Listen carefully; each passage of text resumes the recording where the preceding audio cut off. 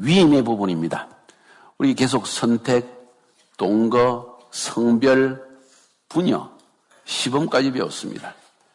주님의 최종 관심은 사람을 결국은 파송하는 것입니다. 파송한다는 의미는 주님이 하셨던 그 일을 그대로 할 수 있도록, 그냥 주님이 하다가 좀 힘든 일을 그냥 대충 니는 요만큼 좀 해라, 내가 너무 힘드니까 내일 좀 맡아달라 하는 것이 아니고, 주님이 하셨던 100%의 그 일을 맡기기 위해서 그 일을 할 수 있는 사람을 뽑아내시는 겁니다. 그 사람이 주님이 하신 그 100%의 일을 할 수 있게 하기 위해서 그들과 함께 하시면서 시간을 내어서, 시간은 성장에 비례한다. 성장은 시간에 비례한다. 말이 거꾸로 되었네. 얼마만큼 영적으로 성장하느냐는 것은 얼마나 영적인 사람과 함께 하면서 받았느냐에 달려있는 거예요. 그래서 동거하십니다. 24시간 동거하셨어요, 그분은. 3년 6개월 동안 동거하셨어요. 동거하시면서 그들이 생명을 받을 수 있는 준비를 시키십니다. 그 준비에 가장 중요한 것이 순종하는 마음인가, 전적으로 신뢰하는 마음인가, 하나님을 전적으로 신뢰하는가, 그것을 먼저 도출해내십니다. 준비시키십니다. 마음 바탕에. 온전한 신뢰. 그것은 헌신을 낳고 믿음을 낳고 헌신을, 모든 것을 순종을 낳게 되는 것입니다. 전적 신뢰, 따라합시다. 전적 신뢰. 그렇게 마음이 전적으로 신뢰하는 열린 마음이 되어졌을 때 주님은 그 안에 생명을 후 불어넣으십니다. 분양하시는 겁니다. impartation. 생명을 불어넣는다는 이야기입니다. 그냥 교회 많이 다녔다는 이야기가 아닙니다. 그냥 세미나 많이 참석했다는 것 아닙니다. 매일매일 삶 속에서 하나님의 생명을 불어넣는데 그 생명의 진수는 무엇인가 하니 하나님 나라의 삶입니다. 하나님 나라는 이런 것이야. 하나님 나라는 하나님이 통치하시는, 의로 통치하시고 평화로 통치하시고 사랑으로 통치하시고, 그 통치의 권세자가 바로 예수신데 그분은 모든 마귀의 권세를 너희들 감상 가운데 몰아낼 수 있는 분이시다는 것. 그거를 계속 임파테이션을 해주십니다. 제자들은 예수님과 함께 살아가면서 그것을 느끼기 시작합니다. 하나님 나라, 하나님이 통치하신다. 따라합시다. 하나님이 통치하신다. 하나님이 통치하신다. 오늘도 내일도 매 순간마다 내 삶에 하나님이 통치하신다. 그러면서 더 갈망하는 마음이, 나는 그 하나님의 통치 안에 나를 굴복시켜야 되겠다. 그래서 그의 나라와 그의 의를 구하기 시작하는 거예요. 출세를 구하지 아니하고 부유하게 되는 것을 구하지 아니하고 하나님의 나라와 의를 구하는 심령으로 점점 변화되어 가는 것입니다. 이게 바로 분야의 과정에서 일어나는 일들입니다. 이러한 분야의 과정 속에서 주님은 단순히 생명을 나누어 주시되 가르침을 통하여서, 기적을 통해서 가르치실 뿐만 아니라 직접 보여주십니다. 어제도 말씀드렸죠? 우리가 이제 우리 데빌리 선교사님이 제일 중요하게 생각한 게 뭐라 그러지? 인식이 아니고 뭐? 개념. 깨닫는 게 참 중요하거든요. 그런데 그 깨달음은 내 눈으로 보지 못하면 내 삶에 실천되지 않습니다. 참 이상해요. 진리를 깨달았는데 그것을 행하는 것을 눈으로 보지 않으면 나도 행하지 못한다는 이야기예요. 그래서 주님은 데몬스트레이션 해주십니다. 보여주십니다. 생명을 분야하시고 성령으로 하늘나라의 비밀을, 천국의 비밀을 쫙 보여주시고 난 다음에, 보여주시고 난 다음이 아니라 보여주시면서 데몬스트레이션 하시는 거예요. 계속 그 천국의 비밀을 실제적으로 실천을 해나가셨다는 이야기예요. 제자들은 예수님과 함께 살아가는 3년 6개월 동안 이 하나님의 진리의 임파테이션, 성령으로 말미암는 하늘의 계시, 하늘나라의 계시, 하늘나라의 삶에 대한 계시를 직접 들으면서, 깨달으면서, 또 직접 행하시는 주님의 모습을 보면서 주님이 부활 승천하고 난 뒤에 자기들도 할 수 있는 힘을 거기서 얻는 거예요. 이것이 제자의 과정이었습니다. 이런 과정을 제가 생각할 때 한 1년 정도 보내고 난 다음에 주님은 그 다음에 그들에게 일을 맡기십니다. 사역을 맡기십니다. 우리는 그것을 위임이라고 이야기합니다. 아직 완전한 위임은 아니었습니다. 부분적 위임입니다. 시간적으로 볼 때도 풀타임이라고 말하기보다는 파트타임이라고 말할 수 있을 정도로 때때로 내보내셨습니다. 또 배우게 하셨습니다. 또 때때로 내보내십니다. 그리고 부활 성천하고 성령을 주시고 난 다음에야 전적으로 내보내십니다. 파송입니다. 그때는 리프로덕션, 재생산이 일어났습니다. 이것이 주님의 제자와의 과정입니다. 오늘은 그 위임에 관한 부분입니다. 보여주시고 생명을 나누어 주시고 그 다음에 주님은 그들에게 일을 맡기셨다. 따라서 주님은 일을 맡기셨습니다.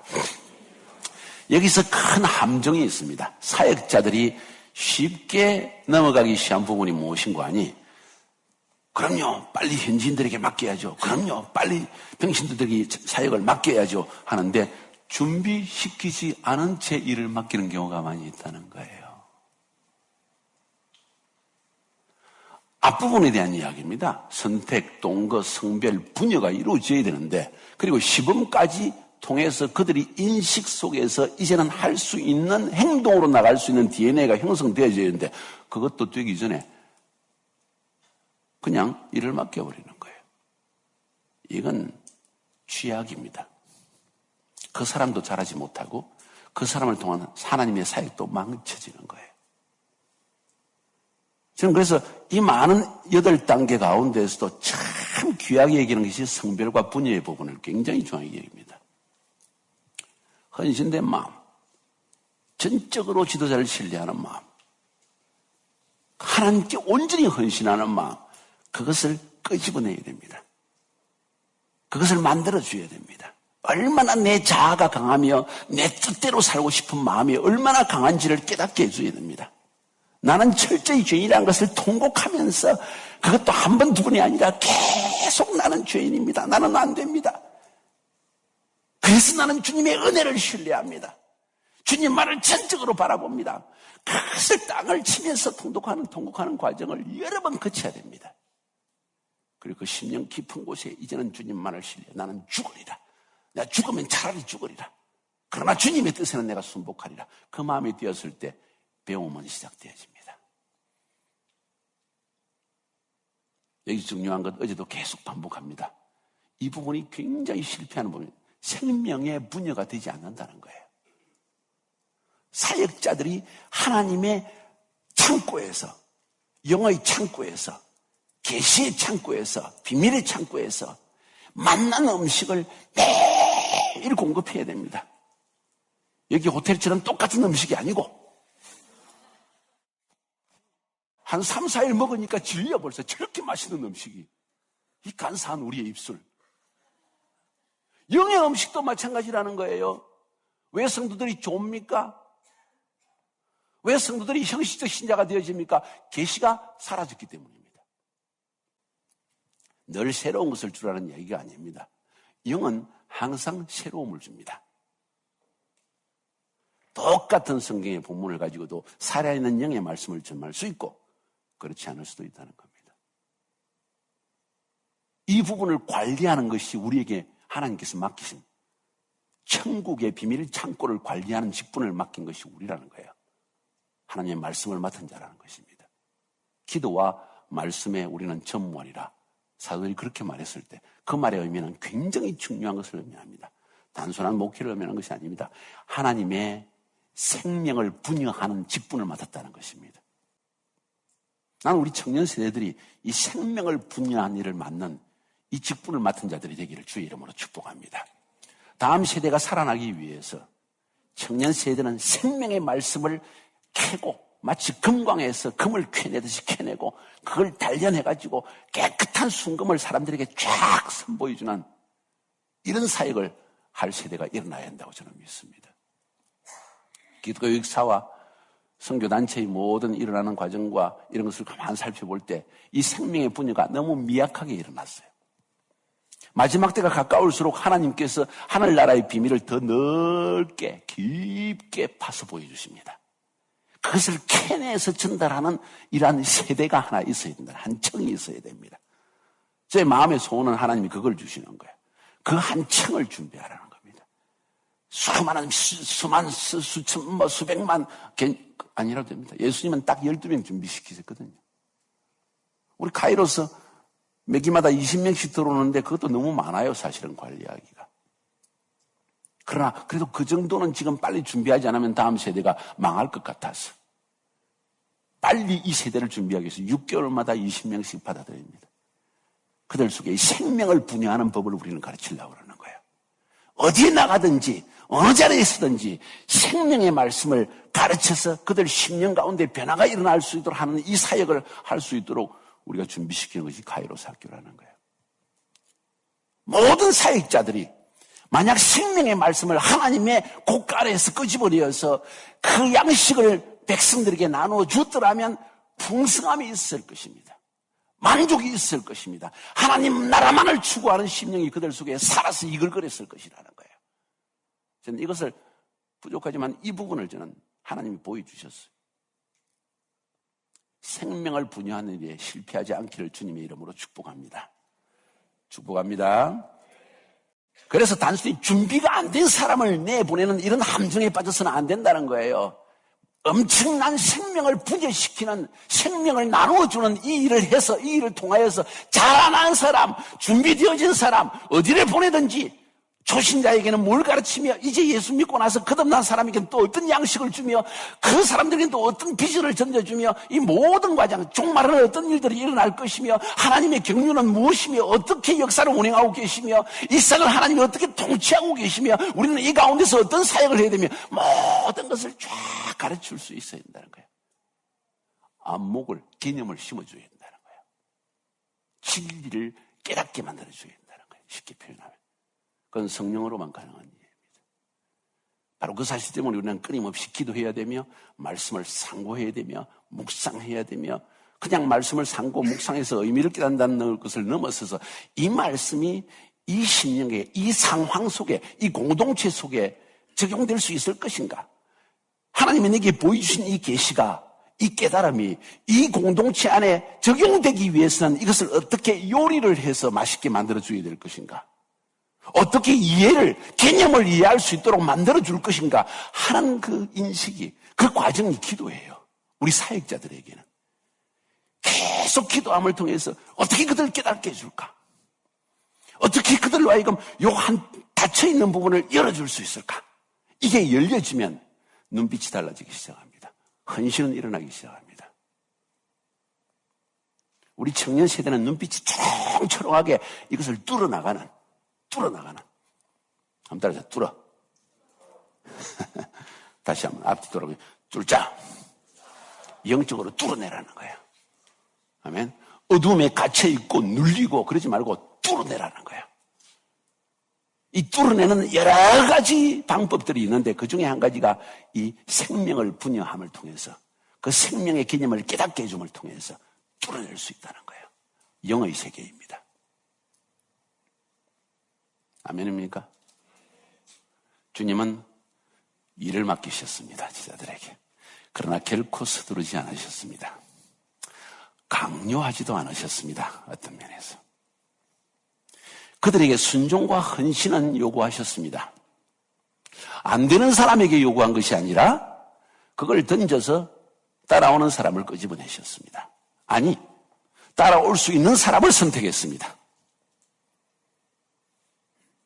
그러나 결코 강요하지는 않았습니다. 이 사람들이 잘못하면 G12를 무슨 강요하고 막 무조건 복종하고 착각하기 쉬운데 전혀 그렇지 않아요. 하나님의 통치에 굴복하게 만드는 것이지 내 말을 들으라 하는 것은 아니에요. 억지로 순종해라 하는 것이 아닙니다. 주님은 그들을 부르시고 동거하시고 생명을 나눠주시고 시범을 보이시면서 그들이 자라나기를 기다리셨습니다. 시범하는 만큼 생명을 분여한 만큼 그들은 자라게 되어 있습니다. 그들이 스스로 자라서 스스로 사역 속에 들어가는 것을 막지 않으셨습니다. 그래서 예수님이 와보라 하고 안드레를 불렀을 때 안드레는 베드로를 스스로 나가서 베드로를 불러왔습니다. 빌립을 나를 따르라 했을 때 빌립이 예수님을 따르자 이 빌립이 예수님을 보고 그 삶을 보고 생명을 잠깐 조그만 생명을 부여받았는데 세상의 생명과는 너무 다른 것이어서 그걸 들고 나단나에게 쫓아가서 내가 메시아를 만난다고 말하는 거예요. 사마리아 여인 잠깐 우물가에서 예수님을 만났는데 와보라 이분이 바로 메시아가 아니냐면서 온 사마리아 성을 뒤집어 엎는 역사가 일어났다는 거예요. 이해가 되십니까? 주님은 기다리셨습니다. 그들이 자발적으로 이 일을 계속해 나갈 수 있도록. 그 과정 속에서 그러나 비전을 계속 던지셨습니다. 그 비전은 무엇이냐? 하나님 나라의 복음으로 모든 족속에 나아가는 비전을 끊임없이 심어놓습니다. 그것이 폭발할 때까지 내적으로. 3년 6개월이 돼서 예수님이 십자가에 죽으시고 부활하시고 성령이 임하였을 때 그것이 폭발했습니다. 그 안에 쌓여진 하나님의 진리, 하나님 나라의 비밀들이 드디어 한눈에 팍 열려지면서 깨달음이 임하였고 그것이 파워로 임하여서 복음을 전하는 사도들이 될 수 있었던 거예요. 무슨 말인지 이해가 되십니까? 주님은 일을 맡기셨지만 기다리셨습니다. 서두르지 않으셨습니다. 그리고 한 1년 정도의 시간이 지났을 때 제가 복음서를 쭉 읽어볼 때는 1년 정도 지나갔을 때 그때 비로소 둘씩 짝을 지어서 사역을 위임하십니다. 풀타임도 아니었습니다. 잠깐 맡기셨습니다. 또 배우게 하시고 또 내보내십니다. 그걸 위임이라고 이야기하는 거예요. 파송은 완전히 내보내는 것입니다. 나와 같은 동일한 사역을 할 수 있도록. 이해가 되나요? 그러면 제자들은 그 1년 동안 뭘 했을까? 예수님과 함께 다니면서. 뭘 했을 것 같아요? 제가 복음서를 가만히 살펴보니까 제자들이 예수님으로부터 부름을 받은 이후부터 둘씩 짝을 지어서 위임받아서 사역에 나가기까지 그 한 1년 동안. 아니, 사실은 부활 승천하시기까지 끊임없이 제자들이 한 중요한 일은 뭔가요? 예수님이 사역하러 갈 때 호텔 준비하고 인터넷 디지 가지고 제일 싼 호텔 찾아내고 식사할 장소를 예비하고 예수님이 사역하려고 할 때 5,000명을 50명씩 짝을 지어서 다 앉히는 일도 하고 실제로 그 일을 하셨다고 성경은 말하고 있어요. 사마리아 여인에게 물을 얻으려고 왔을 때 그 사람 제자들은 뭘 하고 갔어요? 예수님과 함께 팀들이 먹을 음식 사러 갔습니다. 알아요? 나는 사역 하나님 일만 하지 그런 일을 하지 않습니다. 그것도 제일 중요한 하나님의 일이요. 아시겠어요? 그 과정을 거치면서 함께 사는 것이 중요했던 거예요. 예수님과. 옆에서 지켜볼 수 있도록 그런 일들을 쭉 시키시고 한 1년여의 시간이 지났을 때 비로소 그들에게 생명이 어느 정도 분여되어져서 이런 일을 할 수 있다고 주님은 느끼셨던 것 같습니다. 그때 둘씩 짝을 지어서 보냈다고 성경은 말합니다. 누가복음 9장에 나와 있고 마태복음 10장에 나와 있습니다. 누가복음 10장으로 넘어가면 누가복음 9장은 12지자를 둘씩 짝지어 파송한 것이고 누가복음 10장은 70인 지자를 또 따로 불러서 둘씩 짝지어 보낸 이야기. 똑같은 이야기를 마태복음에서는 10장에서 12지자를 둘씩 짝지어 보내고 11장에서 70인 지자를 따로 불러서 둘씩 짝지어서 내보냈다는 이야기가 나오고 있습니다. 우리는 그것을 위임이라고 이야기합니다. 답시다. 위임. 사역을 맡기기 시작하는 것입니다. 그 이야기를 들어보면 그 위임에서 중요한 또 원리들을 발견할 수 있습니다. 제자는 어떤 사람이 되어야 되며 어떻게 사역해야 될 것인가, 제자들이 가져야 될 마음의 자세는 무엇인가 하는 것을 주님은 우리에게 위임받은 자의 자세, 위임받은 자가 해야 할 일, 위임받은 자가 사역을 하러 나갈 때 어떤 마음의 자세가 필요한가 하는 것을 우리에게 가르치고 있습니다. 한번 볼까요? 보자. 누가복음 9장 26절을 한번 펴봅시다.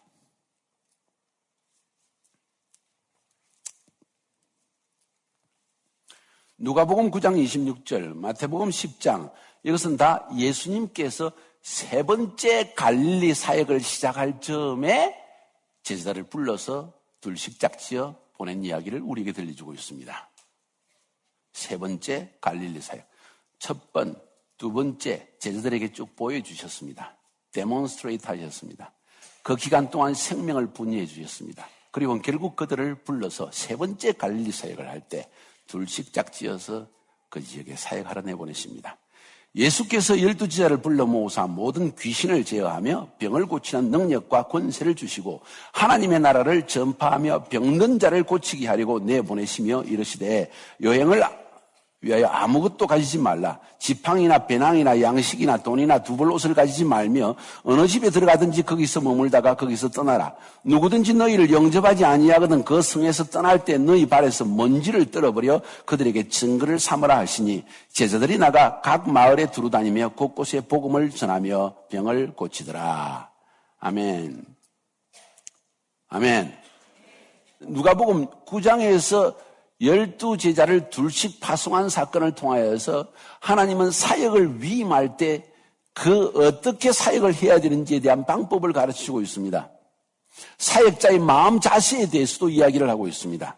이것을 우리가 숙지하는 것은 굉장히 중요합니다. 실제로 이러한 사역의 모델을 우리 삶 가운데 적용시키는 것은 너무나 중요하기 때문입니다.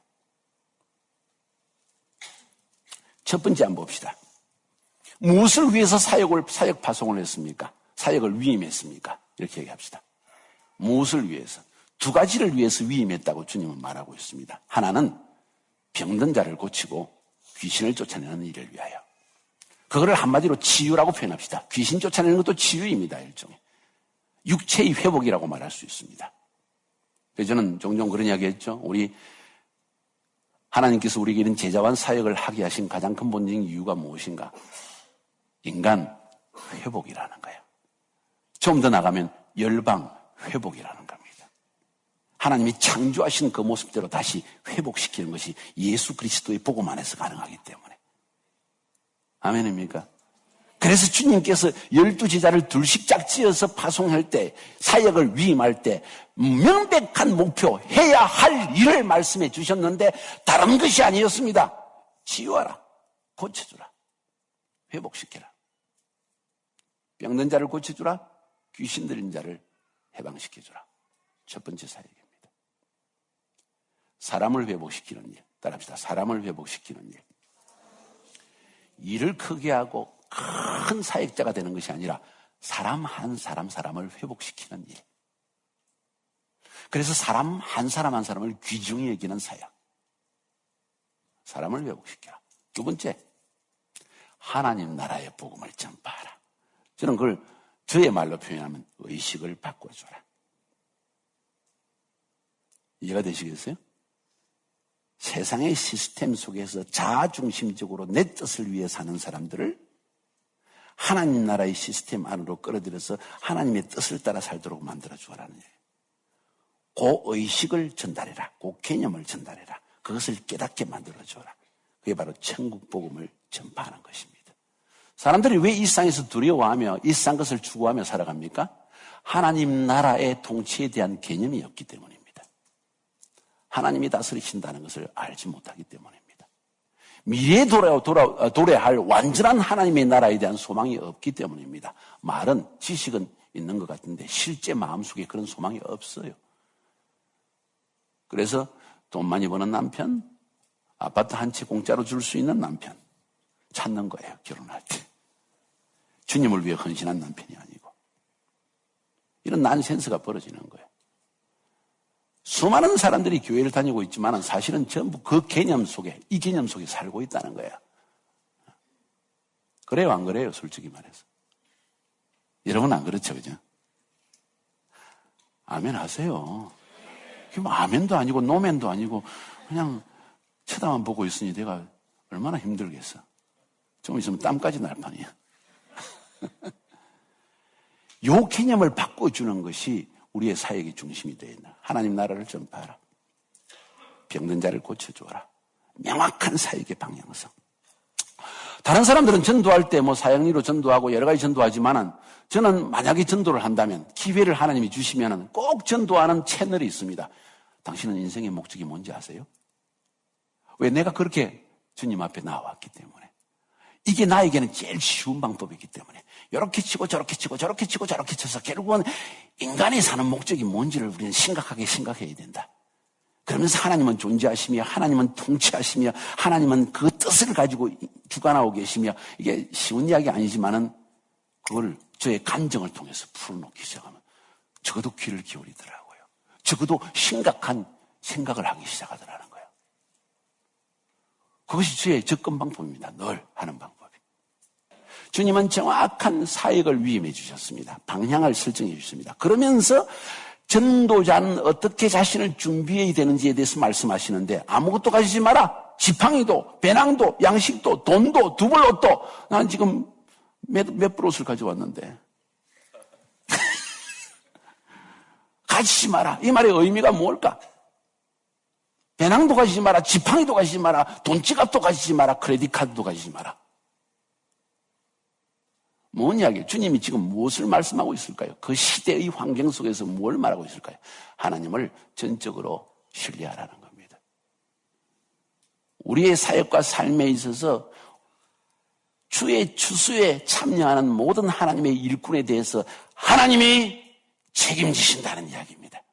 먼저 그의 나라와 그의 의를 구하라. 그리하면 내가 이 모든 것을 너에게 더하여 주시리라.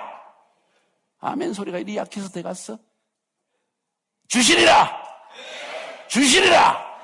그것도 그냥 필요한 양식만 주는 게 아니라 이 모든 것을 더하여 주시리라. 마태복음에서는 마태는 이렇게 이야기합니다. 일꾼이 저 먹을 것을 받는 것이 마땅하니라. 뭔 이야기입니까? 하나님이 일꾼 먹여주신다는 이야기입니다. 확신하십니까? 제가 부름받고 독일에서 6년 동안 죽을 고생을 할 때 하나님이 한 번도 나를 굶긴 적은 없습니다. 진짜 고생 많이 해요. 제 책 다 읽어보셨죠? 안 읽어본 사람이 있어요? 그런 간첩이 있습니까? 제 책 꼭 읽으세요. 예? 도움이 되기 때문입니다. 한 번도 굶기지 않으십니다. 청년들 잘 들으세요. 하나님이 레위 지파를 부르실 때 하나님만을 기업으로 삼게 했습니다. 다른 것을 주지 않습니다. 오직 하나님을 기업으로 삼고 나아가는 족속, 레위 족속. 그런 레위 지파, 청년 이슬 같은, 새벽 이슬 같은 청년 지파들이 일어나야 됩니다. 그래야만 소망이 있습니다. 아멘입니까? 하나님은 나를 책임지신다. 오른손을 붙건 잡고 한번 이야기합시다. 앞뒤 돌아보시고 하나님은 나의 인생을 책임지신다. 나를 먹이신다. 나의 삶을 인도하신다. 풍성하게 채우신다. 자, 특별히 우리 선교사님들, 사역자들 와이프 얼굴을 똑바로 쳐다보고 풍성하게 채워주신다.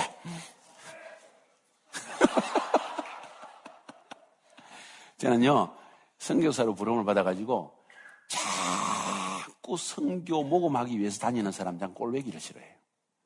우리 선교사의 이 자존심을 더럽히는 사람입니다. 하나님께 매달리세요. 만약에 선교 모금을 하고 싶으면 가서 어렵고 사역을 하니까 너무 힘들고 이게 필요하고 이러지 말고 100만 불 좀 헌금하세요. 빨리. 이건 주님께서 지금 명하신 일을 해야 되는데 이 사역이 위해서 이 돈이 필요하니까 당신 하십시오. 이거 하시면 당신에게 축복입니다. 이렇게 하려면 하지. 치사하게 가가지고 뭐 어렵고 너무 비비 털면서 주지도 않으려는 사람한테 자꾸 앉아갖고 뒤흔들어 이러지 말라는 거예요. 이건 우리 자존심의 문제야. 하나님의 종의 자존심의 문제라는 거예요. 청년들 기억하세요. 주님이 채워주십니다. 풍성하게 채워주십니다. 절대로 여러분을 섭섭하게 안 하십니다. 그런데 광야는 있어요. 반드시 거쳐야 됩니다. 그때 불평하지 마세요. 절대 불평하지 마세요. 난 죽으면 죽으리라. 나는 종으로 부름받았습니다. 자, 오른손을 높이 들고 나는 종으로 부름받았습니다. 종에게 구할 것은 충성입니다. 아멘입니까? 굶을 때 있습니다. 근심될 때 있습니다. 비칠 때도 있습니다. 그런데 하나님이 싹 채워주십니다. 아멘입니까? 일꾼이 저 먹을 것 받는 것이 마땅하니라. 사역을 위해서 필요한 모든 것을 공급해 주시는 하나님을 전적으로 신뢰하라는 이야기입니다. 이거 우리 하나님의 사역자들에게 얼마나 중요한 개념인지 모릅니다. 사실 대부분의 사람들에게 오는 연단은 이것 때문에 옵니다. 자꾸 여기서 흔들거리니까. 이것도 아직 여기에서 요만큼 와가지고 아직도 이렇게 못 넘어왔기 때문에 흔들리고 있는 거예요. 자꾸 갈등이 일어납니다. 여기서 아예 쇼부를 보시기 바랍니다. 나는 이 문제는 해결했어. 나는 더 이상 여기에는 흔들림이 없겠다. 요 정도까지 여러분의 믿음을 끌어올려야만 합니다. 그래야만 담대하게 전할 수가 있는 거예요. 아멘입니까? 그 다음 사역에 대한 이야기를 하실 때 사역의 범위를 말씀해 주십니다. 이방인의 길로도 가지 말고 사마리아인의 고을로도 들어가지 말고 차라리 이스라엘 집의 잃어버린 양으로 가라. 참 해석하기 어려운 부분도 있습니다. 그러나 아주 쉽게 이야기하면 복음의 수용적인 것으로 가라. 이들은 이제 막 사역을 위임받았습니다. 힘든 곳에, 장애가 많은 곳에, 모든 문화적인 차이가 있는 곳에 나가서 하나님의 복음을 증거할 수 있는 능력의 한계가 있는 사람들이기 때문에 하나님은 차라리 잃어버린 양에게 먼저 나아가라. 사역에는 순서가 있는 것 같습니다. 주님께서 하나님 나라를 전파하고 확장시키기 위해서 주님이 가지신 계획도 이스라엘을 먼저, 그 다음 이방인에게 하는 계획이 있었기 때문에, 또 같은 민족에게 같은 말을 가진 사람에게 나아가는 것이 그들에게 좀 더 사역을 막 시작하는 위임받은 자에게 할 수 있는 범위였기 때문에 주님이 이렇게 말씀하시지 않았는가, 저는 그렇게 생각합니다. 그 다음에 사역 방법에 대해서 말씀하실 때 이렇게 말씀하십니다. 평화의 사람을 찾아내어서 떠날 때까지 그 집에 머무르라. 저는 이 말씀을 굉장히 중요하게 생각합니다. 어느 성에 들어가거든 그 집에 머물러라. 누가복음, 마가복음, 마태복음을 다 살펴보면 평화의 사람이라는 표현을 쓰고 있습니다. 따라합시다. 평화의 사람. 뭔 이야기일까요? 복음을 받아들일 사람을 하나님이 준비해 놓았다는 것입니다. 믿으십니까? 복음을 받아들일 사람을 하나님이 준비해 놓았다. 내가 억지로 변화시키는 것이 아니다는 것을 우리에게 말해주고 있습니다. 예비해 놓았다. 따라합시다. 하나님은 예비해 놓았습니다.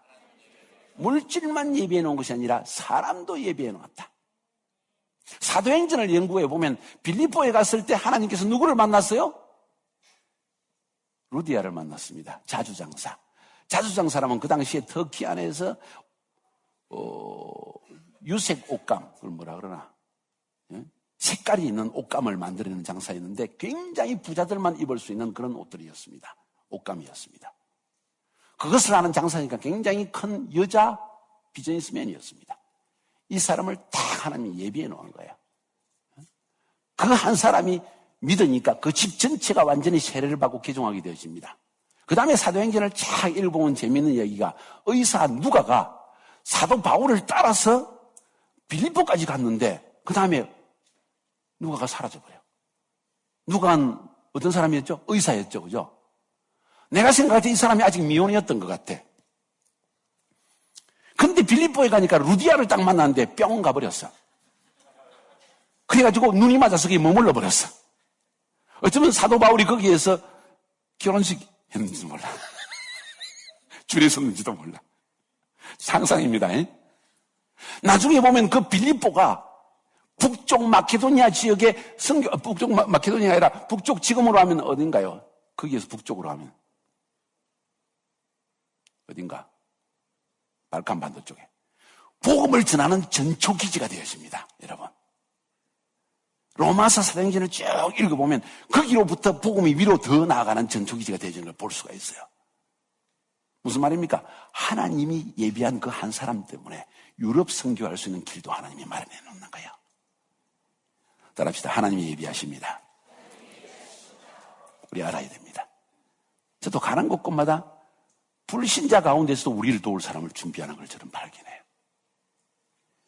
기가 막힌 이야기. 우리 이스탄불 선교센터 지금 카이로스 훈련센터 얻은 것도 기적이에요. 아침에 우리 사모가 기도를 하고 있습니다. 하나님 벌써 3년째인데요.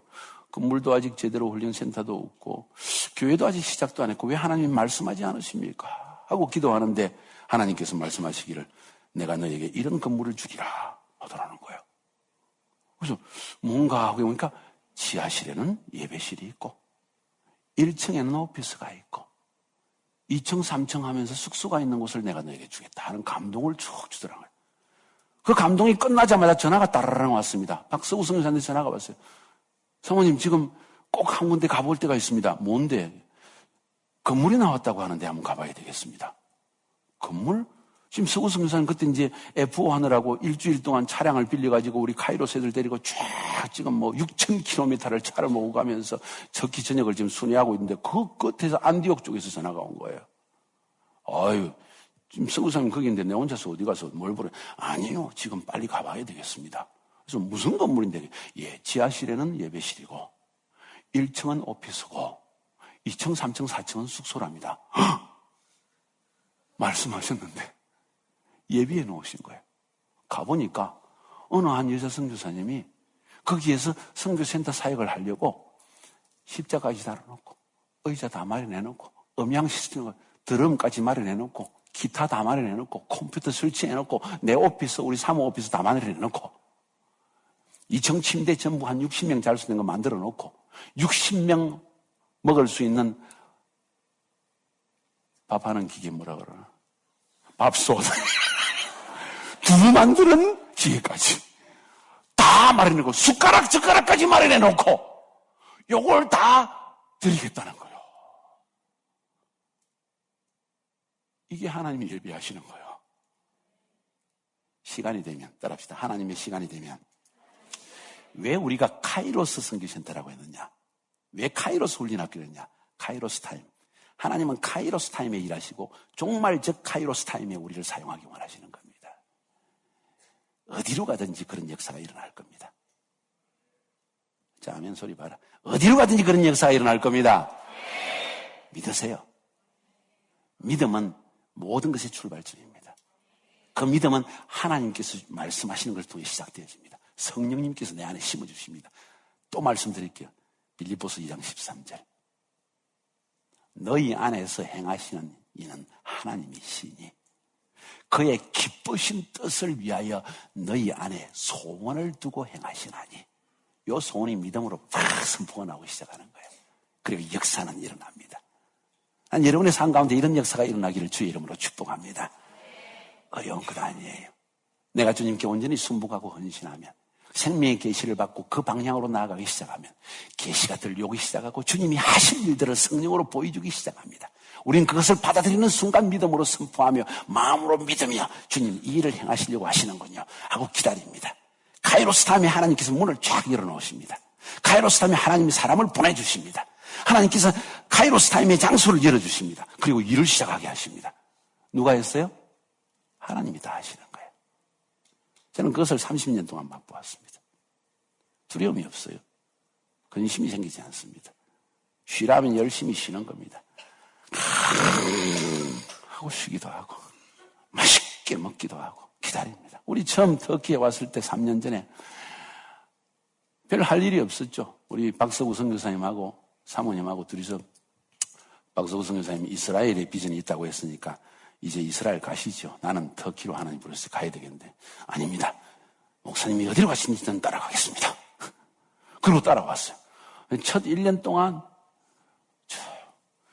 목사님 우리 이대로 계속 가는 겁니까? 아무 일도 없잖아요. 목사님 뭘 하셔야 되지 않으실까요? 건물을 알아봐야 되지는 않을까요? 인터내셔널 처치는 어떻게 생각하시는지. 그래서 그 선생님 우리 이제 알바트로스 바닷가를 좀 거닙시다. 지금은 쉴 때요.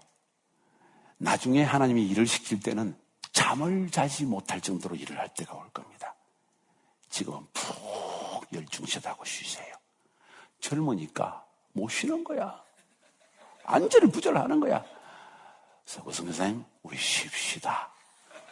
그때 얼마나 마음의 불안함과 함께 나에 대한 지도력의 신뢰가 조금 흔들렸겠어.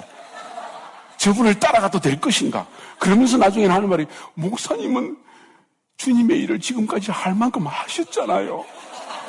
저는 아직 못했거든요. 저는 해야 됩니다. 그래서 누가 하지 마라 그러나? 지금 구름기둥이 서 있는데 나보고 어디로 움직이라는 거야. 불기둥이 가만히 서 있는데 나보고 어디로 움직이라는 거야. 가만히 있어봐. 나중에 하나님이 일을 시키실 때는 정말 주님 좀 쉬게 해주시오 할 그때가 곧 무지하나 올 거야. 지금 벌써 완 거예요. 카이로스 팀 때문에 일주일에 한 번씩 컨퍼런스를 한다고 생각해요. 그걸 혼자서 다 감당하고. 일부러 그렇게 시켜요. 잘 알아야 되니까. 생명을 캐내는 법을 배워야 되니까. 어떤 때는 자료도 주지 않아요. 거듭남 10강이 빨리 준비하세요. 목사님 자료는 자기가 찾으세요. 요즘 그치 좋은 세상 어딘데. 거듭남 탁 쳐봐 인터넷에. 쫙 찾아내서 그중에 쫙 뽑아내. 생명의 양식을 뽑아내가지고 10강이 만들어서 가르치세요. 해내더라고요. 밤을 채워서 해내더라고요. 카이로스들이 거기서 거듭나고 은혜를 받더라고요. 됐잖아요. 코칭한 거예요. 저는. 멘토링한 것이고. 성령론 이건 조금 좀 델리케이트한 문제니까 내가 자료를 요거 줄 테니까 요걸 한번 연구해서 조합을 해보라고. 또 만들어내는 거예요. 지금 그러고 지금 카이로스 하고 있는 거예요. 지금 사람이 많아서 하는 거 아니에요. 김상수 목사 카이로스 강의 다 해주느냐? 천만의 말씀. 저는 코치만 합니다. 말만 해요. 멍개가 아니고 똑개. 똑똑하고 게으른 지도자. 잘 시키는 지도자. 저는 제 경험을 가지고 최대한 사역을 도출해내야 되니까. 제가 이 거듭남 강의를 10강의를 계속 파죽음이 돼갖고 기도도 못하고 그 다음에 해야 될 또 다른 차원의 일도 하지 못하면 그 되겠어요? 난 그러지 않다고, 그래서는 안 된다고 생각합니다. 사역을 위임해야 되는 거예요. 자꾸 또 뒷길로 빠졌네. 아무튼. 하나님은 평화의 사람을 예비하신다. 믿으십니까? 자, 큰 소리로. 하나님은 평화의 사람을 예비하십니다. 사역의 길을 열어주십니다. 필요를 공급해 주십니다. 할렐루야. 그 다음에 하나님의 사역자, 하나님이 사역을 위임하실 때 그들에게 권세를 주신다는 겁니다. 영접하지 않으면 발에서 먼지를 떨어버려서 증거를 삼아라. 사역자는 담대해야 된다는 것입니다. 하나님의 종이라는 자상을 가지고 있어야 된다는 거예요. 하나님의 권세를 위임받은 자라는 확고한 자기의 자상이 뿌리내려져야 된다는 거예요. 쭈그러들지 마세요. 말도 버벅거리지 마세요. 복음을 받아들이지 않는다. 어떻게 하면 저기 받아들이죠? 어떻게 하면 좋죠? 안절부절하지 마. 영접하지 않는 것은 그들의 책임이요. 하나님은 평화의 사람을 예비하십니다. 그 사람을 뽑아내서 훈련시키는 것만 해도 시간이 없을 정도인데 쫓아다니면서 바보 같은 짓은 하지 말라는 거예요. 기회를 주실 때 담대하게 복음을 증거하라. 복음을 받아들인 자에게 끌어들여서 그 집을 중심으로 사역을 시작하라. 이해가 되십니까? 야, 너무 쉽게 이야기하나요? 그럼 사역이 너무 쉽게. 그럼 쉽죠. 우리의 힘으로 하는 게 아니니까. 주님이 그렇게 사역을 이끌어내신다는 걸 확인하시기 바랍니다. 아멘입니까? 우리 알마타 교육 사역할 때 박비탈리 미로노비치라고 지금 저보다 10살이 많은 저희 수석부 목사님 이제 곧 은퇴하시는데 한 분이 그냥 그 한 분을 통해서 지교회가 개척 다 됐어요. 초창기에. 목사님 우리 달대굴간에 우리 친척 한 명이 있는데 알라라고 있는데 그 집에 한번 가시죠. 그래서 그래요? 갑시다. 근데 가서 우리 예배 드려야 됩니다. 예, 물론이죠. 그 차를 타고 3시간을 또 가서 달대굴간 도시를 갑니다. 그 집에 갔습니다. 평화의 사람이에요. 딱 첫 집에 그냥 평화의 사람이에요. 그래서 게르마니아에서 독일 게르마니아에서 고려인이 왔다오 하고 동네 사람을 다 죽어 모았어요. 그래서 모여가지고 우리는 예수 믿는 사람이라서 예배를 드려야 된다. 아무것도 모르는 사람 좋으신 하나님 찬양 쫙 부르고 왜 좋으신 하나님 설명해주고 예배 드리는 거예요.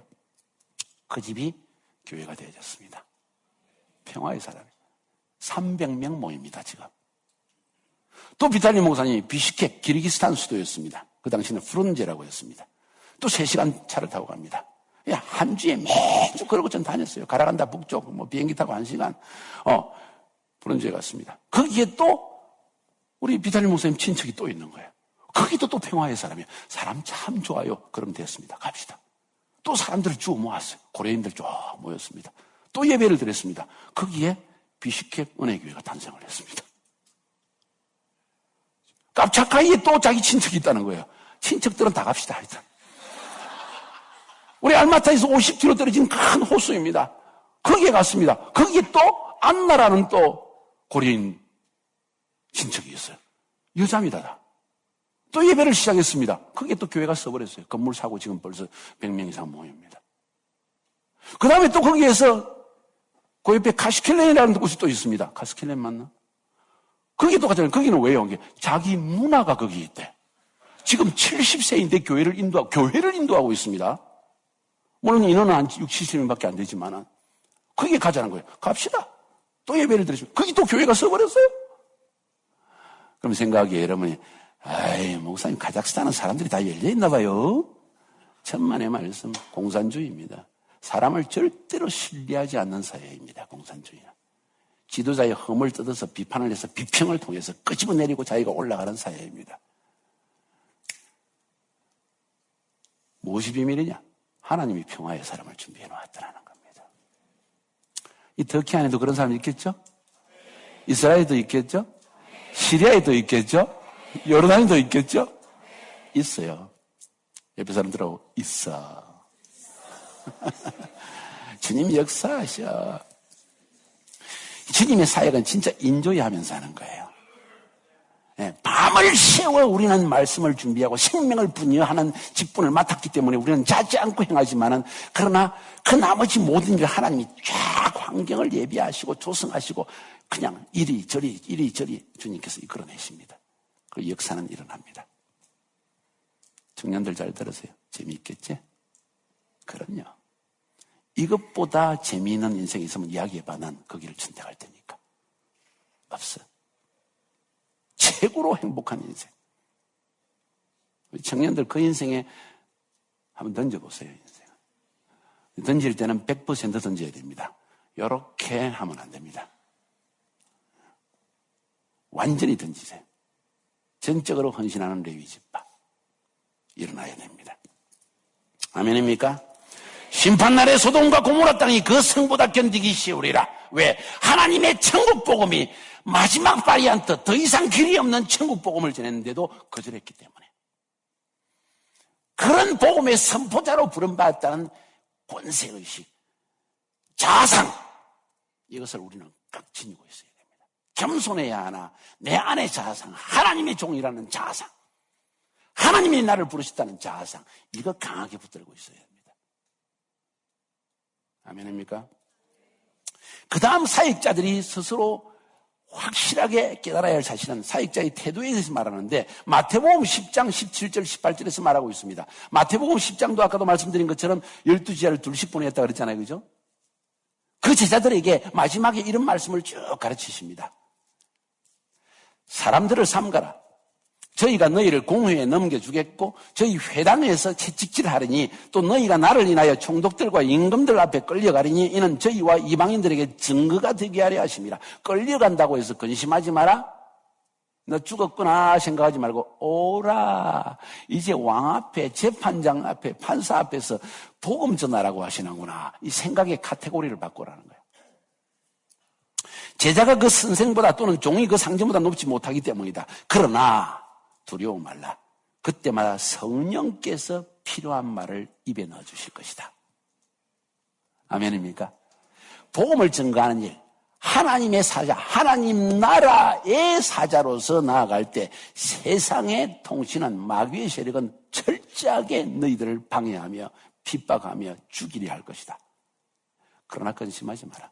성령께서 필요한 때, 따라합시다. 필요한 때 미리 근심하지 마세요. 필요한 때 필요한 말씀을 주실 것이다. 아멘입니까? 저 평생 하나님 말씀 준비하느라고 잠을 못 자고 우리 사모는 늘 하는 이야기가 나는 당신 등만 보고 사는 와이프요. 그럴 정도로. 어디 잠깐 휴가를 가도 등만 보고 나는 계속 말씀 준비하고 있으니까. 내 등을 잘 알아요. 그래서. 등만 보고 내 남편이 누군지 알아. 하도 등만 보고 살았기 때문에. 근데 지금은요, 하나님께서 한 30년을 그렇게 하고 나니까 얼마나 은혜를 베푸시는지 이 컨퍼런스 하는데 이 준비를 하나도 못했어요. 시간이 없어서. 근데 몸이 좀 어려워서 몸은 좀 쉬고 운동도 좀 해야 되겠고 많이 어려웠는데 마음속에 하나님께서 아들아 근심하지 마라. 필요한 걸 내가 딱 주마. 지금은 쉬어라. 그래서 지난 한 주간 동안 열심히 쉬었습니다. 그리고 컨퍼런스 첫날 저녁에 그날 하루 종일 주님 그래도 오늘 저녁에 시작하는데요. 뭔가를 전해야 하지 않겠습니까? 내가 이미 죽었지 않느냐. 그래서 가만 보니까 제목을 내가 그때 딱 보니까 하나님 나라와 제자와였구나.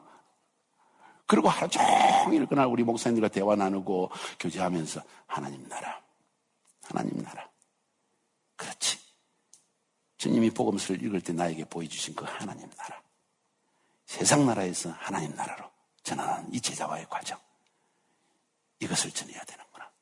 그리고 계속 그러면서 묵상하고 대화하면서 묵상하고 와이프하고 대화하면서 또 묵상하고 계속 묵상하고 주님이 그때 또 말씀을 주시고 그 강의 끝나고 다음날 또 아침 새벽이 또 4시간이네.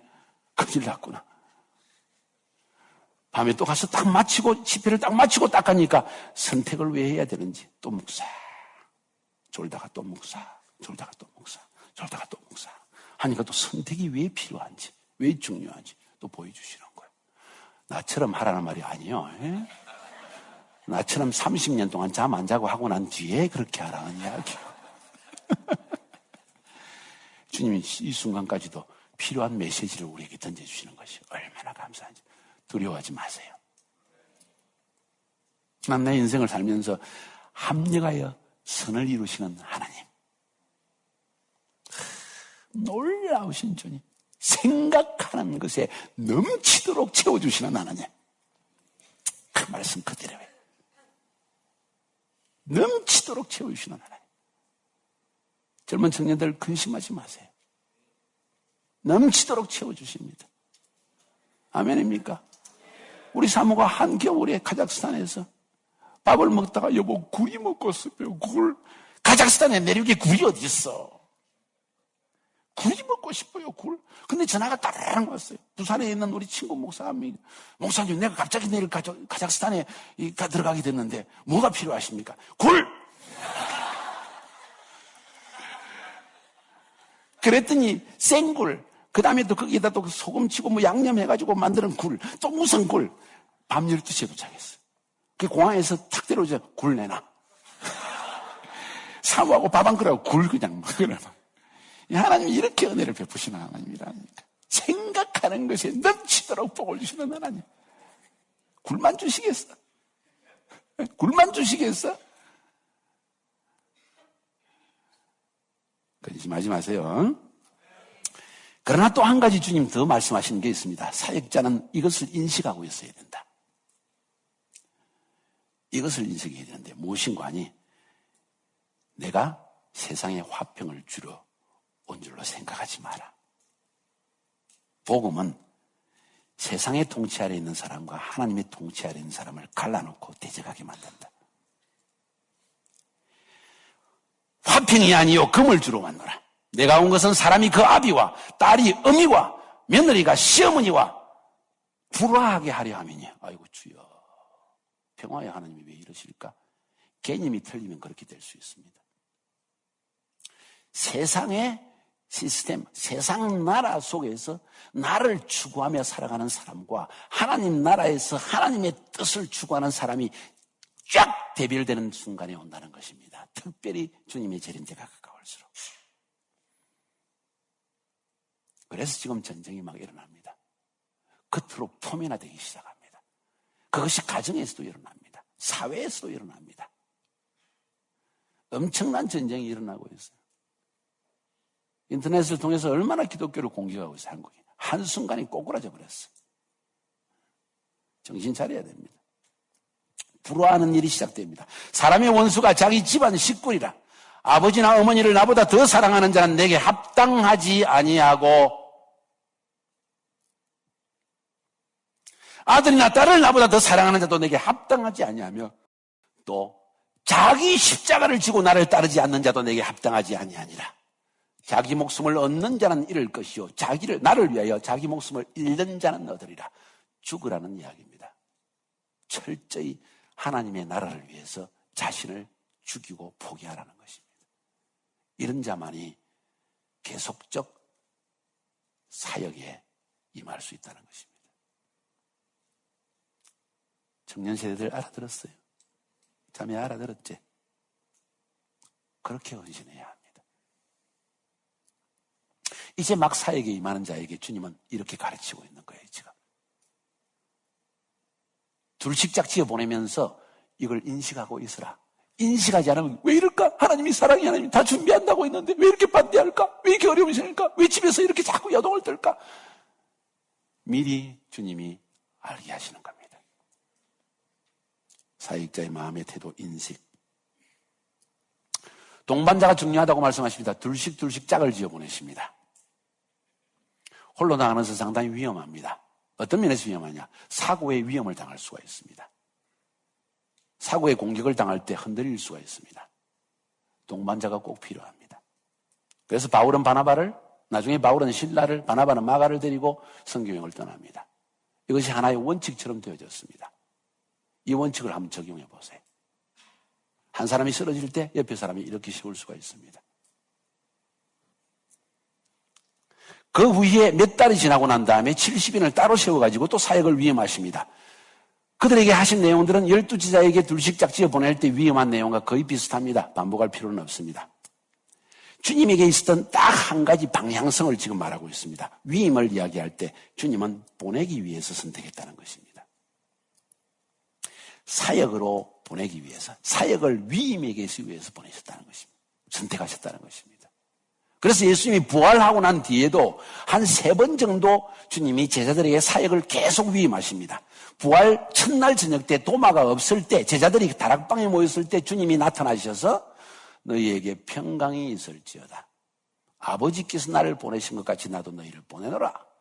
요한복음 20장 21절의 말씀입니다. 사역 위임 명령을 하십니다. 그 다음에 디베랴 바닷가에서 제자들과 함께 아침 식사를 하실 때 멘자 크리스티, 갈릴리 호수에 가면은 거기에 멘자 크리스티, 예수님의 식탁이 있습니다. 예수님이 아침 식사를 하시면서 베드로에게 네가 나를 사랑하느냐? 3번 말씀하시면서 내 양을 먹이라 위임하십니다. 3번째, 갈릴리의 한 산에서 11제자에게 대사명을 주십니다. 마태복음 28장입니다. 하늘과 땅의 모든 권세를 내게 주셨으니 그러므로 너희는 가라. 헬라어는 가라. 제자를 삼아라. 이렇게 제자를 삼는데 세례를 주고 가르쳐 지키게 하면서 제자를 삼아라. 이렇게 말씀하십니다. 3번째 위임명령. 4번째, 성천하기 직전에 베다니 앞에서 11제자와 그리고 그들과 함께 있는 많은 사람들에게. 영화 예수 보면 11제자만 예수님 성천한 걸 봤다 했는데 아니요. 성경에 의하면 11제자와 그들과 함께 있는 많은 제자들에게 앞에서 주님은 성천하십니다. 이 회개의 복음이 예루살렘으로 시작해서 모든 족속에 전파될 것이 기록되었으니, 이 말은 기록된 것이 성취될 것이니. 그런데 너희들이 아직 하늘로부터 약속한 것을 성령을 받기 전에는 떠나지 마라. 이 성에 유하라 말씀하십니다. 역시 위임 명령입니다. 주님의 마음속에는 딱 한 가지, 사역으로 내보내어 위임하기를 원하셨습니다. 왜 선택해야 되느냐? 내보내기 위해서. 왜 우리가 목회를 하느냐? 왜 우리가 선교를 하느냐? 왜 우리가 셀 모임을 하느냐? 내보내서 또 다른 셀을 개척하게 하기 위해서. 목표의식이 분명히 됩니다. 그래서 셀 리더들의 가장 중요한 일이 뭔지 아세요? 우리 셀 리더들에게 늘 하는 이야기가, 셀 모임 겨우겨우 한 주마다 인도하는 셀 리더는 10점. 진짜 셀 리더는, 제자와의 영이 있는 셀 리더는 셀 모임을 인도하면서 그 가운데서 벌써 제자를 1명, 2명 뽑아내기 시작한다. 그들을 파송해서 다른 셀을 개척하기 위해 처음부터. 이해가 됩니까? 잘 들으세요, 우리 청년들. 나는 이 영을 우리 청년 카이로스 팀에게 집어넣으려고 그래요. 내 셀 모임 더 키우는 것이 아니라 사역 초기부터 씨앗을 보는 거예요, 씨앗을. 그리고 셀렉트 해냅니다. 1명, 2명. 그들에게 이 영을 집어넣기 전 처음부터 엮기 시작하는 거예요. 시간이 되었을 때 그들을 내보내서 새로운 셀을 개척하게 하는 거예요. 그들이 개척한 셀 1명밖에 없어도 내가 직접 가서 도와주기 시작합니다. 그 셀이 자라날 때까지. 그리고 또 가르쳐 줍니다. 너는 또 다른 리더를 그 안에서 뽑아내라. 이게 제자화입니다. 그리고 다른 말로 하면 T40예요, 또. Training for Trainers. 또 다른 트레이너를 준비시키는 겁니다. 나는 교회가 이것을 위해서 부름받았다고 저는 생각합니다. 그냥 목회가 아닙니다. 그냥 교회를 키우는 것이 아닙니다. 그냥 사람들을 붙들어 두는 것이 아닙니다. 그냥 양식을 먹이는 것이 아닙니다. 목표 있는 사역입니다. 지금 여러분에게 지금 개념을 전달하고 있는 거예요. 우리 다이비드 윌슨 선생님 말에 의하면 개념 전달하고 있는 거예요. 요걸 파악을 해야 됩니다. 똑똑한 사람은 이 말을 알아듣습니다. 그런 사람을 뽑아내야 됩니다. 그래야만 여러분의 사역이 지속화될 수 있고 역사가 일어날 수 있습니다. 보내기 위하는 마음이 없는 사람은 절대 선택하지 않습니다. 사역을 위임할 마음의 준비가 없는 사람은 선택 안 합니다. 그냥 키우기만 하려고 생각할 것입니다. 그러나 아무리 작은 교회라 할지라도 이 주님의 지상 명령을 따라서 가라! 이 보내기 위한 마음을 가진 사람은 선택하기 시작할 것입니다. 누구를 보낼 수 있을까? 우리 목사님들은 정말 주의해서 들으셔야 됩니다. 우리 사역자들 분명히 주의해서 들어야 됩니다. 선택해야 됩니다. 보내기 위해서. 보내기 위해서 생명을 분여해야 됩니다. 하나님의 창고에서 여러분 밤잠 자지 않고 말씀을 연구해서 엄청난 말씀의 양을 지니고 있다가 이 수준의 사람에게 무슨 말씀을 증거하며 이 수준의 상에서는 어떤 말씀을 시리즈로 전해서 그들을 뚫어줄 것인지 이런 엄청난 아르히브를 가지고 있습니다. 엄청난 보화를 가지고 있어야 됩니다. 이게 없는 사람은 사역에 실패합니다. 전 세계 많은 사역자들을 바라보면서 실패하는 대부분의 사람의 90%의 원인은 이 보화가 없기 때문입니다. 저는 아주 쉽게 표현한 것을 말씀 뱅크라고 이야기합니다. 말씀 뱅크. 기름 부음이 있는 말씀 뱅크를 소유해야 됩니다. 우리 청년들 그거 준비시켜 줄 테니까 따라와요. 아멘. 그 말씀 뱅크를 소유하세요. 선한 청지기로서 집안 사람들에게 때를 따라 양식을 나눠줄 수 있는 사람이 되어야 된다는 이야기예요. 창고 안에 엄청난 보화가 있어야만 합니다. 아멘. 목표는 내보내기 위해서입니다. 5분 더 남았습니다. 다음 단계를 하나 더 해야만 합니다. 왜냐하면 내일 한강이만 남았기 때문에. 아멘. 5분 안에 끝내드리겠습니다. 위임 둘식짝을 지어서 내보냈다고 해서 일이 끝난 걸로 착각하지 말라는 이야기입니다. 그 다음 단계, 7번째 단계는 슈퍼비전, 감독입니다. 우리가 말하면 코칭과 멘토링이라고 말할 수 있습니다. 반드시 사역을 한 이후에 보고를 받아야만 합니다.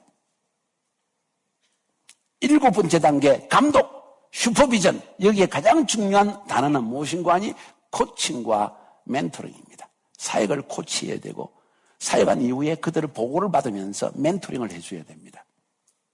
사역 잘해서 야 수고 많았다 가서 살아 할렐루야 아니라는 거예요. 불러서 어떻게 사역했니? 어떤 반응이 일어났니? 사역하면서 어떤 어려움이 있었니? 어떤 반대에 부딪혔니? 자세한 내용을 들을 수 있어야 된다는 거예요. 70인의 지자들도 12지자도 사역에 보내심을 받은 후에 사역이 끝나고 돌아왔을 때 사역 보고를 했던 것을 볼 수가 있습니다. 복음서 전체가 사복음서가 이걸 다 이야기하고 있습니다. 일부러 말하고 있습니다. 그걸 뭘 말하고 있느냐? 우리는 사역을 위임한 이후에 그냥 맡겼으니까 잊어버려서는 안 되고 그들이 사역을 계속할 수 있도록 실수 없이 계속 디벨롭해 나갈 수 있도록 사역을 점검해 줘야 됩니다. 70인의 지자들이 돌아와서 이렇게 보고했습니다. 누가복음 10장 17절에 70인이 기뻐 돌아와 가로되 주여 주의 이름으로 귀신들도 우리에게 항복하더이다. 주님이 얼마나 기뻐하셨겠어요. 그래 사단이 하늘에서 번개같이 떨어진 것을 내가 보았다. 이때 예수께서 성령으로 기뻐하사 소리 높여 하나님을 찬양하십니다. 너무너무 기뻐서 찬양하십니다. 그러나 거기에 반드시 하나님께서 경고를 하십니다. 그러나 귀신들이 너희에게 항복하는 것으로 기뻐하지 말고 너희의 이름이 하늘에 기록된 것으로 기뻐하라. 뭔 이야기입니까? 사역으로 인해서 기쁨에 빠져들지는 말라는 이야기입니다. 방만하지 말라는 것입니다. 또 교만하지도 말라는 거예요. 뭐가 된 줄로 착각하지도 말라. 이게 이상해요. 사역을 전혀 하지 않았던 사람이 자기를 통해서 역사가 일어나고 한 번 일어나면 겸손하게 주님이 하셨다는데 두 번, 세 번 일어나면 나를 알아주는 하나님을 보기 시작합니다. 세 번, 네 번 넘어가면 교만해져요. 참 이상해요. 주님은 거기에 대한 경고를 주시는 겁니다. 그게 그렇게 신기하고 놀랍냐? 그거보다 더 기뻐할 일이 있다. 네가 하나님의 자녀이기 때문에 너를 통해서 하나님이 역사하시는 것뿐이다. 그걸 인해 기뻐하라. 그 말은 하나님을 인해 기뻐하라는 이야기와 똑같습니다. 너가 천국 시민 된 그 신분 때문에 이러한 역사가 일어난 그 사실 때문에 하나님 나를 자녀 삼아주시고 이런 권세를 나를 통해서 보여주시니 감사합니다. 이 태도를 근본적으로 지니라는 이야기입니다. 사역을 파송하며 위임하면서 얼마나 많은 것을 가르쳤습니까? 물질의 전적으로 주님을 신뢰해라. 그죠? 평화의 사람 다 준비되어 있다 염려하지 말라. 이 짧은 구절이지만 이 안에 주님은 사역을 위임하면서 그 위임한 그 사람에게 엄청난 내용을 지금 가르치고 있습니다. 사실은 이건 말로 지금 단순하게 제가 짧게 말씀을 드렸지만은 그 안에는 사역자에게 무엇을 가르쳐야 되는지에 대한 기본적인 것을 쫙 지금 말하고 있는 거예요. 우리는 이것을 이런 실제적인 것들을 가르쳐 줘야 됩니다. 제가 목회도 해봤으니까, 선교 목회를 했으니까, 우리 부목사님들, 부목사라는 말 우리는 그런 게 없으니까, 교구장들 일을 시켜보면, 이런 부분에 함정들이 많이 있어요. 그냥 일만 시켜버리고, 잊어버리고, 그냥 말아버리고, 분배해서 일. 프로그램 일. 그걸로 끝나는 경우가 많이 있다. 그 사람의 동기, 그 사람을 일어나서 일어나는 일들, 모르는 경우가 많이 있다는 거예요. 제가 종종 말씀드린 98년도에 우리가 1998년도에 하나님께서 저의 마음속에 카자흐스탄에 13개 주가 있었는데 11개 주에 13개 주에 각 주마다 교회를 개척하라는 감동을 주셔서 우리 교구장들을 다 불러가지고 하나님께서 내게 말씀하시기를 13개 주에 주정부 수도에다가 다 교회를 개척하라고 말씀하신다. 아유, 목사님 어떻게 그 일을 할 수 있습니까? 지금 우리 교회 그때 12명의 제자가 있으니까 전부 11명의 제자가 있었는데 전부 다 나가서 각 주마다 2달 동안의 시간을 줄 테니까 여름방학 기간 동안에 교구에서 개척팀을 만들어 나가서 교회를 개척하고 돌아오라 그랬습니다. 2달 동안에 교회를 개척하라고요? 개척하고 돌아오라고. 어떻게 개척합니까? 내가 지금까지 가르친 거 다 한번 궁리해보라. 프로젝트를 따져서 올려라. 자기들끼리 모여서 의논하고 기도하고 프로젝트를 짜고 서로 대화 나누고 해가지고 11명이 다 2달 동안 선교여행을 떠났습니다. 교회 개척했을까 안 했을까? 2달 만에 11개 교회 개척했습니다. 사역 보고를 하라고 했습니다. 어떻게 했느냐? 쫙 설명하는데 제가 생각해도 너무 기특하더라고요. 그 당시엔 TV도 없었어요. 지교회에. 공산주의가 무너지는 때였으니까 자기들이 헌금 걷어가지고 비디오에다가 TV 예수 영화 보여주려고 자기들이 돈 다 사는 거예요. 친척집에 가고 그걸 틀어놓고 친척들을 불러놓고 영화를 보여주고 또 여러 가지 프로그램을 해가지고 결국은 거기에 2-3명 믿는 사람을 만드는 그게 교회 개척이야. 2-3명 어쨌든 알짜가 남았어요. 돌아와서 목사님 이제 가서 교회는 개척했는데 이 사람들 이 교회가 살아남을까요? 어떻게 하면 좋습니까? 저희들이 계속 매주마다 가야 될까요? 어쩌고 저쩌고 막 토론이 많습니다. 여기 저희 역할이 나타나요. 감독이 나타나야 됩니다. 슈퍼비전. 코칭과 멘토링이 일어나야 됩니다. 여러분이 가서 거기에 제일 은혜를 받고 이 복음을 진짜 영접한 것으로 보이는 사람들이 있더냐? 예, 있습니다. 한두 명들이 다 있다는 거예요. 그 사람들을 불러라. 직장 다니고 있는데 올 것이다. 걱정하지 마라. 불러서 3개월 동안 교회 개척 학교를 우리가 열어서 그들에게 기본적으로 교회를 인도하는 것을 우리가 가르칠 것이다. 다 보냈어요. 각 도시마다 2명씩 다 왔습니다. 그래서 교회 개척 학교가 탄생했어요. 3개월 동안 가르쳤습니다. 그들이 돌아가서 적어도 셀 모임식으로 쫙 교회를 유지하기 시작하더라고요. 그 다음에 제가 교구장들이 물었습니다. 그 교회가 지금 잘 되고 있느냐? 한만 해도 3개월 훈련받고는 아직도 어렵고 한 달에 한 번씩 교구에서 팀을 만들어서 가서 가정 세미나 해주고 알파 코스 성령 수양해주고 계속 한 달에 한 번씩 팀을 보내라. 각 교구마다 자기의 책임 지교회가 있으니까. 그래서 한 달에 한 번씩 선교팀을 구성하고 자기들이 헌금해서 기차 10시간 타고 가는 거예요. 가서 세미나 2박 3일 해주고 또 돌아오는, 주말마다 해주고 돌아오는 거예요. 교회가 서기 시작합니다. 이렇게 해서 11교회가 지금 전부 다 자기 건물도 소유하고 200~300명씩 다 자라난 교회가 되어졌다는 사실. 왜 그렇게 되었을까? 감독했기 때문에. 뭐 다 그렇게 할 거예요. 여러분들도 마찬가지로 하겠죠. 그냥 예를 말씀드리는 거예요. 코칭과 멘토링 굉장히 중요하다는 거예요. 3개월 동안 불러서 교회 개척을 학교를 하겠다는 것, 그거 사실 쉬운 아이디어는 아니었어요. 첫째, 다 직장을 다니는 사람이다. 둘째, 그들은 전부 초신자다. 그들이 과연 교회를 인도할 수 있을까 하는 그런 의문감. 모든 것이 엄청난 많은 문제들이 있었지만 아니야. 해야 돼. 사람을 훈련시켜야만 교회는 설 수 있어. 헌신자가 나와야만 돼. 아직도 어립니다. 아니, 그들을 헌신케 만들어야 돼. 주님이 예비한 사람이 있을 거야. 하고 밀고 나가니까 주님이 길을 열기 시작하더라는 거예요. 할렐루야. 주님은 다 예비해 놓으십니다. 그러나 우리는 그들을 점검해야 됩니다. 사역으로 파송해서 하늘에서 번개가 떨어지고 사탄이 떨어지고 귀신이 항복하는 그거 한순간의 일입니다. 교회가 서는 것은 다른 이야기입니다. 반드시 사역 점검을 해줘야만 합니다. 구체적인 사역 점검. 아멘. 대부분의 경우 우리는 사역을 맡기고 점검을 하지 않습니다. 책임자만 맡겨놓고 일만 하게 합니다. 사역 과정에 일어나는 모든 상황들을 점검하지 않기 때문에 이런 지속되지 않는 경우가 많이 있다는 것입니다. 예수님의 경우에는 늘 모든 사건 뒤에 반드시 코칭과 멘토링을 해주셨습니다. 변화산상에서 산 밑에서 귀신 들린 아이를 귀신을 쫓아내려고 아무리 애를 써도 안 되는 상황이 벌어졌습니다. 주님께서 나타나셔서 그들의 멘토링을 하십니다. 코칭을 하십니다. 왜 그런지 아느냐? 기도와 금식 위에는 이런 유가 나갈 수 없느니라. 너희들 기도가 상당히 준비되지 않았구나. 영의 문제가 있다는 것입니다. 확신의 문제가 있다는 것입니다. 점검해 주신 겁니다. 제자들이 자기 그룹에 속하지 않은 사람들이 귀신을 쫓아낸다는 이야기를 듣고 예수님 금해야 됩니다. 귀신 쫓아내는 거 우리에게 주신 일인데 저 사람들이 귀신을 쫓아내고 있어요. 특권의식입니다. 자기 그룹만을 생각. 내셔널리즘, 내 교회, 내 그룹. 그렇지 않은 사람을 배척하는 겁니다. 아, 목사님, 우리 G12의 영을 받지 않고 막 주님 일하고 있잖아요. 주님 일하고 있잖아요. 우린 G12 하자는 게 아니고 하나님의 나라를 확장하는 것이죠. 아, 우리 교회에 유익하고 우리 교회에 도움이 될까요? 아주 좁은 생각입니다. 주님은 뭐라고 말씀하십니까? 너희를 반대하지 않는 자는 너희를 위하는 자니라.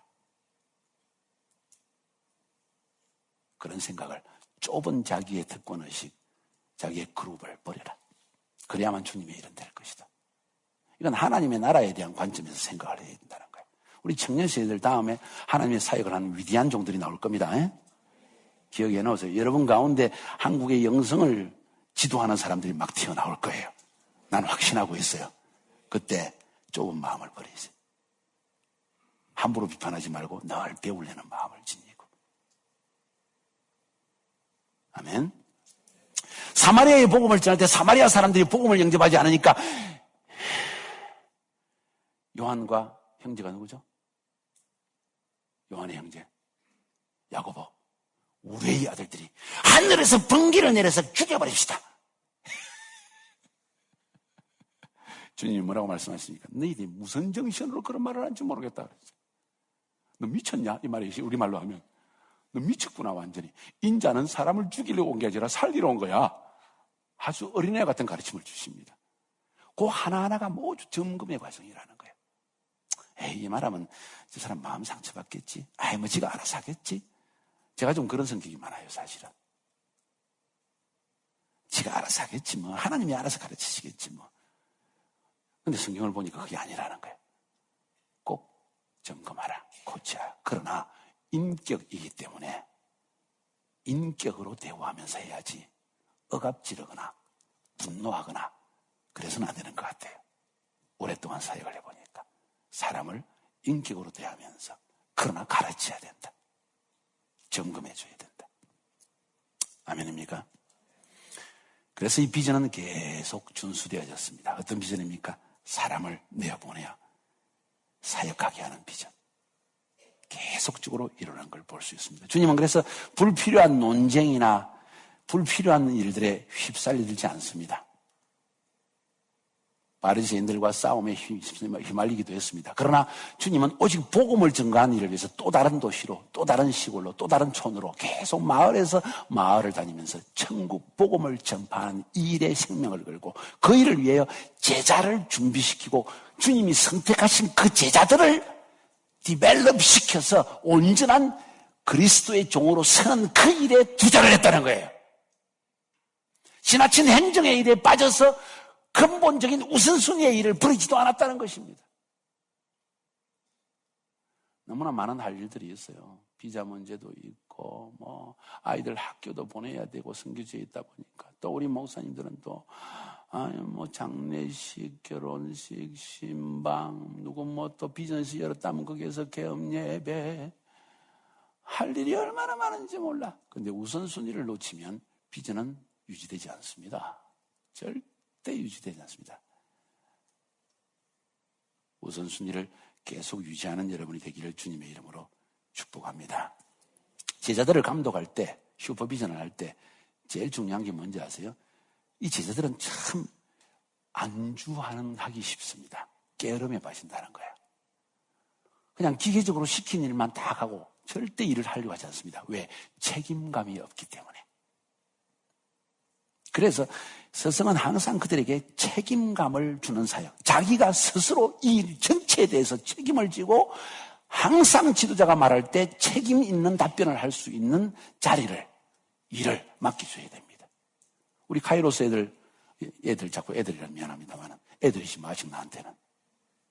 우리 카이로스 학생들 이번에 2기 졸업하고 가잖아요. 또 3기 졸업할 것입니다. 우리 목사님들 책임 있는 사역을 맡기세요. 조그마한 일이라도 책임을 딱 지도록, 그리고 계속 점검해서 자라날 수 있도록, 새싹들이 자라날 수 있도록, 그래서 위대한 거목이 될 수 있도록 도와주는 그런 여러분이 될 수 있기를 바랍니다.